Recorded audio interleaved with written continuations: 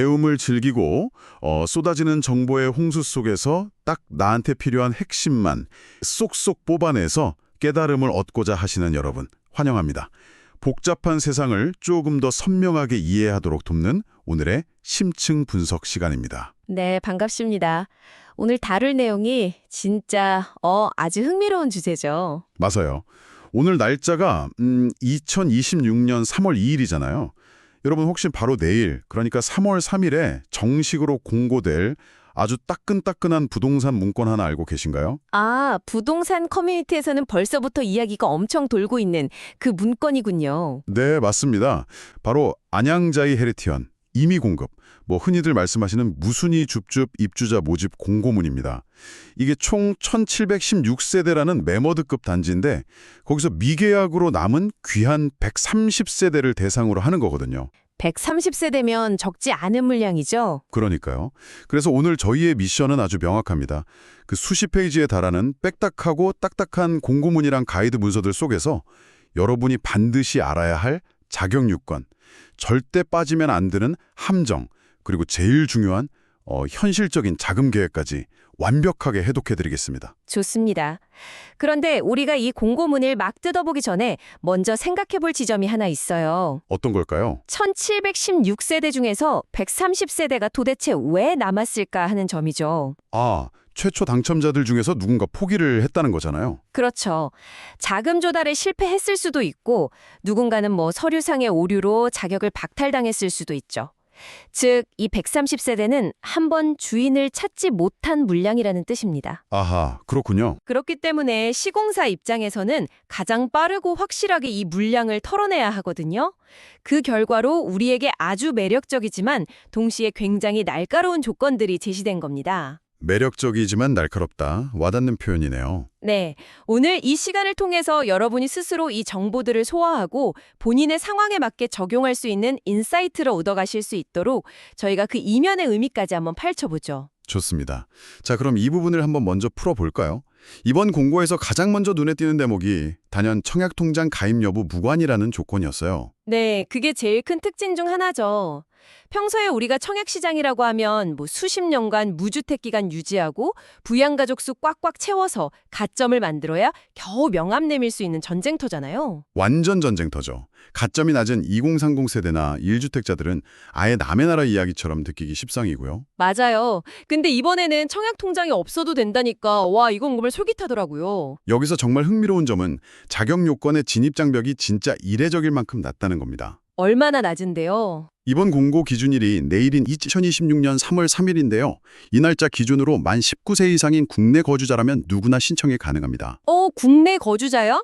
안양시 거주자가 아니고요? 네, 거주 지역 요건을 안양시로 한정짓지 않고 전국 단위로 열어두었습니다. 와, 전국 단위면 진짜 대박이네요. 그렇죠. 그만큼 빠른 완판을 노리겠다는 강력한 시그널인 거죠.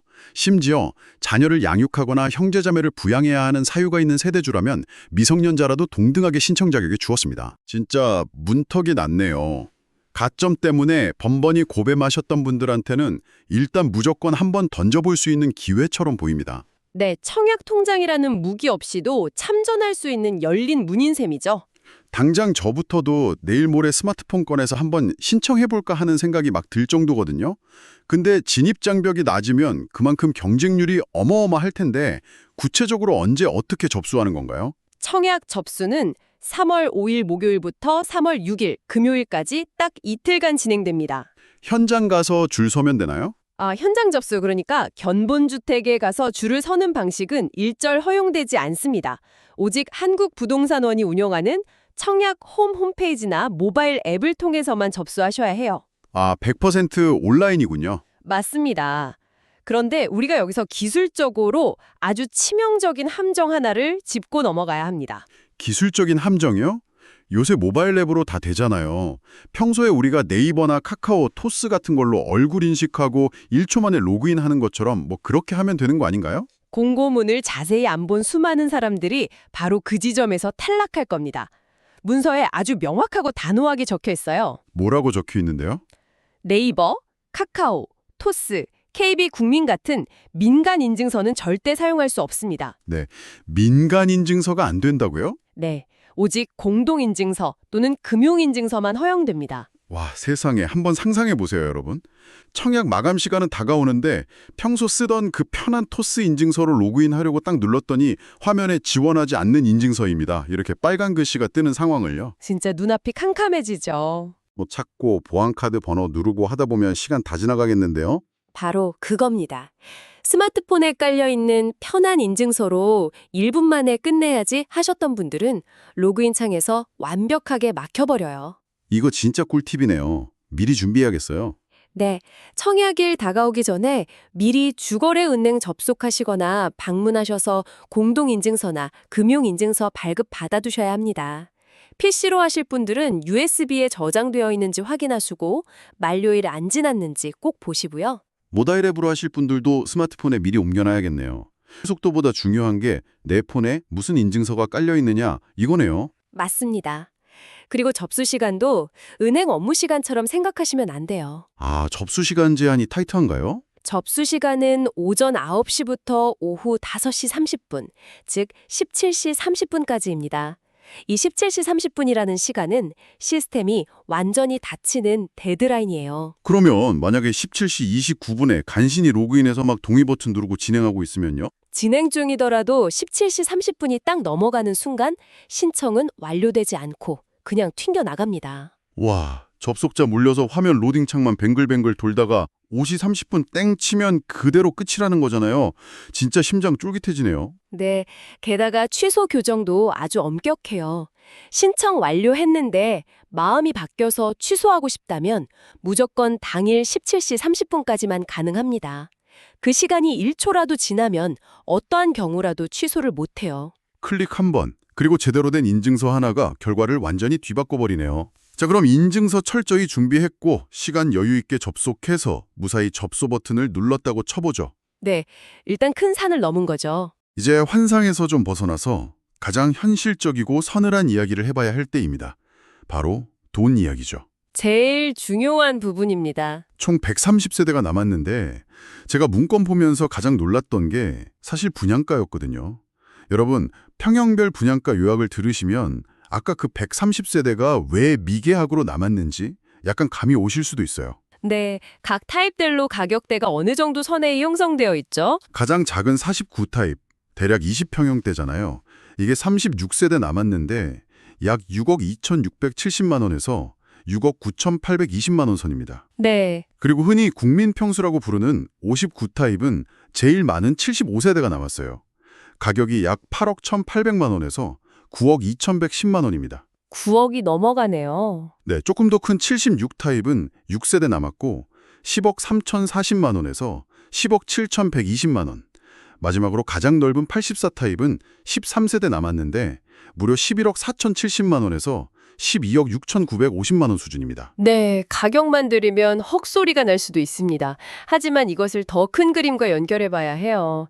단순히 84 타입이 12억이 넘네 하고 놀랄 게 아니라 이 거대한 금액을 언제, 어떤 비율로 어떻게 나눠서 내야 하는지 그 스케줄을 파악하는 게 청약의 진정한 핵심입니다. 납부 스케줄이요? 네, 안양자의 헤리티온 대금 납부 구조는 기본적으로 10, 60, 30의 비율로 쪼개져 있습니다. 아, 10% 계약금, 60% 중도금, 30% 잔금이군요.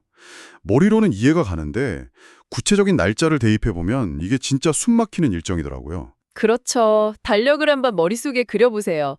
당첨자 발표일이 3월 11일 수요일입니다. 네, 수요일. 때 1차 계약금으로 정액 2천만 원을 무조건 납부하셔야 해요. 정액 2천만 원이요? 네, 내가 49타입에 당첨됐든 84타입에 당첨됐든 상관없이 일단 계약서에 도장을 찍으려면 당첨 사실을 알고 난 뒤에 불과 48시간 안에 내 통장에서 2천만 원이라는 현금이 즉시 빠져나갈 수 있어야 한다는 뜻입니다. 여기서 또 하나 현실적인 상황을 상상해보죠. 기분 좋게 당첨돼서 13일 금요일에 연차 딱 내고 견본주택에 갑니다. 내 차례가 와서 자 2천만 원 이체할게요 하고 모바일 뱅킹을 켰는데 팝업창이 뜨는 거예요. 어떤 팝업이죠? 1일 이체 한도 200만 원 초과입니다.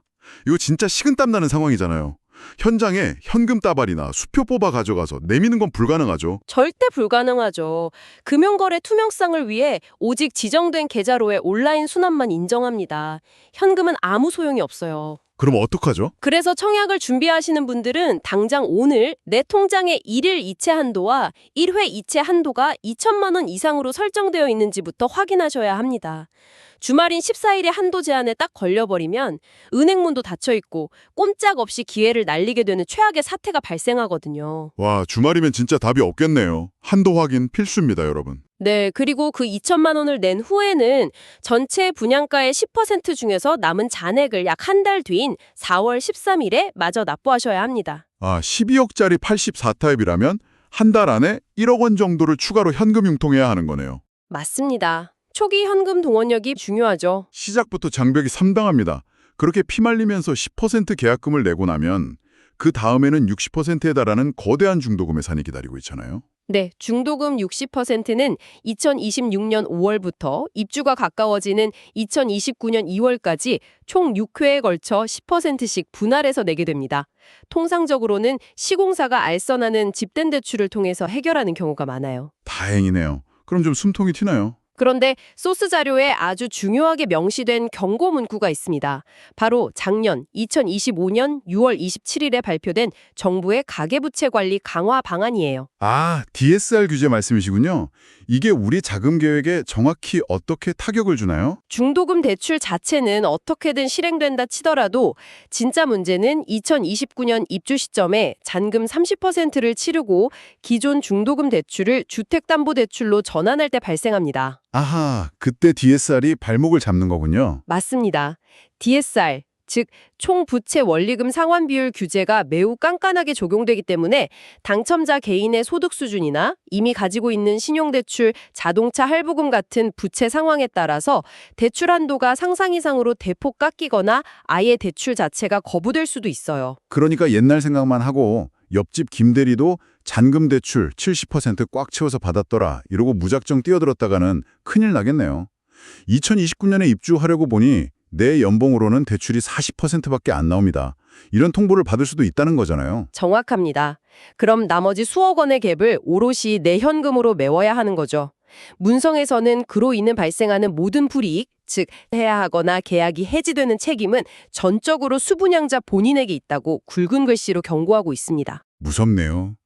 게다가 제가 아까 불러드린 그 분양가, 그게 끝이 아니잖아요. 네, 추가 비용이 더 있죠. 발코니 확장 비용이 타입별로 약 580만 원에서 최대 2,110만 원까지 별도고요. 여기에 시스템 에어컨, 빌트인 가전 같은 유상 옵션, 그리고 나중에 낼 취득세까지 더하면 84 타입 같은 경우는 실질적으로 13억 중반대를 가볍게 넘어가더라고요. 그렇기 때문에 예산 계획 세우실 때는 항상 최악의 상황, 즉 대출이 예상보다 훨씬 적게 나올 경우를 대비한 극도로 보수적인 접근이 필수입니다. 어떻게든 되겠지라는 마인드는 이 규모의 자금이 움직이는 시장에서는 절대 통하지 않아요. 자, 그렇다면 여러분 머릿속에 질문이 하나 떠오르실 겁니다. 저도 이 문건 읽으면서 속으로 던진 질문인데요. 어떤 질문이죠? 정리하자면 청약 통장도 안 쓰고 진입 장벽도 낮으니까 일단 한번 넣어볼까. 당첨됐는데 막상 2천만 원 구하기도 힘들고 대출 구제 빡빡해서 도저히 안 되겠다 싶으면 그냥 계약 안 하고 포기하면 그만 아닌가? 통장도 안 썼으니 나한테 떨어지는 페널티도 없잖아. 이런 생각이 들거든요. 아주 예리하면서도 동시에 가장 많은 분들이 빠지는 함정입니다. 이 부분은 명확하게 두 갈래로 나누어서 설명해 드려야 해요. 네, 부탁드립니다. 첫째, 공고문에 따르면 이번 임의 공급은 청약 통장을 쓰지 않았기 때문에 당첨이 되거나 예비 입주자로 선정되더라도 당첨자 명단에 오르지 않습니다. 즉, 흔히 말하는 재당첨 제한은 없습니다. 오, 그럼 이번에 안양자에 당첨되고 포기해도 다음 달에 다른 아파트 무순이나 일반 청약에 또 신청할 수 있다는 거네요. 거기까지만 보면 맞습니다. 하지만 둘째 규칙이 숨어 있죠. 당첨이 된 후 견본주택에 가서 2천만 원을 내고 계약서에 서명을 완료하는 순간 주택 공급에 관한 규칙에 따라 향후 다른 주택에 청약할 때 여러분은 주택을 소유한 것으로 간주됩니다. 청약 자격 자체를 박탈하거나 묶어두진 않지만 내가 무주택자로서 누려왔던 엄청난 혜택들은 그냥 공중분해된다는 거군요. 맞습니다. 무주택 1순위 자격이나 수십 년간 차곡차곡 쌓아온 무주택 기간에 따른 청약 가점이 0점으로 리셋된다는 소리잖아요. 바로 그 지점입니다. 일단 신청해보고 마음에 안 들면 계약을 안 하면 되지. 라고 생각해서 당첨만 되고 계약 서명을 하지 않는다면 주택 소유로 보지 않습니다. 하지만 계약금을 내고 분양권을 손에 쥐는 순간 당신은 법적으로 유주택자가 되는 거예요. 아, 신중해야겠네요. 만약 3개 신도시나 다른 알짜 분양을 노리면서 무주택 자격을 길게 유지해오던 분이라면 이번 무순위 청약에 뛰어들어 계약하는 게 과연 내 부동산 전략에서 플러스인지 마이너스인지 정말 뼈를 깎는 심정으로 계산해 보셔야 합니다. 덜컥 계약했다가 잔금 감당 안 돼서 분양권 던지려고 해도 이미 엎질러진 물이라는 거네요. 진짜 양날의 검입니다. 근데 분양권을 던진다고 하니까 생각나는 게 있어요. 전매에 제한 말씀이신가요? 네네. 아파트 청약하면 일정 기간 동안 분양권 못 팔게 묶어두잖아요. 안양자의 헤리티온 전매 제한 기간이 1년이더라고요. 그럼 제가 다음 주 3월 11일에 당첨되면 내년인 2027년 3월 11일이 되어야 합법적으로 분양권을 팔 수 있는 건가요? 우리가 흔히 착각하는 게 바로 그겁니다.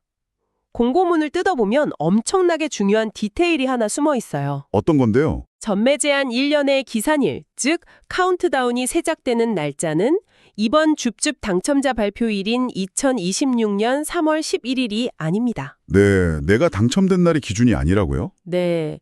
문서에 아주 명확하게 최초 입주자 모집 공고의 당첨자 발표일을 기준으로 한다고 적혀 있습니다. 잠깐만요. 그럼 안양자의 헤리티온 최초 당첨자 발표일이 언제였죠?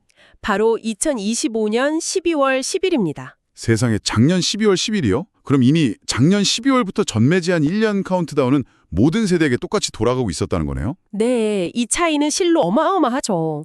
작년 12월 10일로부터 1년이니까 올해 연말인 2026년 12월 10일이면 전매 제한이 완전히 풀린다는 계산이 나옵니다. 와, 이번 3월 임의 공급 당첨자 입장에서는 당첨되고 계약한 지 불과 한 9개월 정도만 지나면 내 분양권에 프리미엄을 붙여서 합법적으로 시장에 내다 팔 수 있는 권리가 생기는 거예요. 출구 전략 세울 때 완전히 다른 판을 만들어버리겠네요. 이건 진짜 공고문 돋보기 들고 꼼꼼하게 안 읽어보면 100이면 100 다 착각할 포인트입니다.